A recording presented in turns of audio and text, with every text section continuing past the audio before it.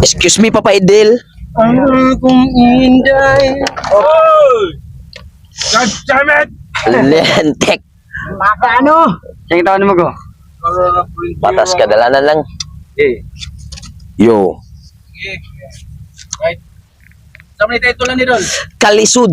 Kalisod na sad. Oo. Kasi na inahano. Oo. Mm. Itong last pag yun, Gutom. gutom. So, karon kalisod na. Inahan ito daw. Wow na. Yeah. 1, 2, 3, let's go. Yo, batas kadalanan na naigon sakyanan. Nigpisilag mga lawas bit-bit. Dili duwaan og dili. Naningkamot nga sila makatrabaho para na ay maluto sa gamay nilang kaldero. O ang ilang amahan naningkamot sa pagbasura. Hinaot na makakita bisag piko nga lata aron makakwarta.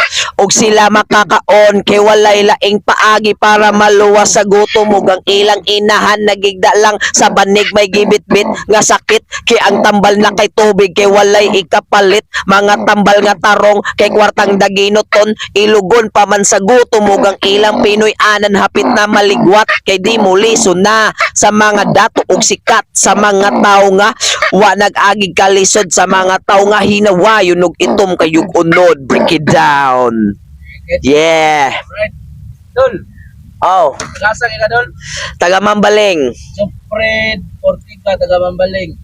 Yeah. Watch out mo ha kay pinako na si Kuan. Sufred Ortiga ni gawa siya. Right, para siya pamilya. Okay. Shout out sa taga Mambaling Dol, balik Shout out to sa mga taga Mambaling Pride sa inyong mga grupo din. og sa mga Cebuano Poets og sa mga Angry Dogs Production og Loni Ultrasounds Idol. Idol. Shout out ko sa mga si Pijil dia, mga kausa dia, si Pijil, salamat. Shout out ko sa mga adik-adik Lawan. Bago na. Pagbago na mo. Bago na. Bago na mo. Okay, ngayon. Yeah.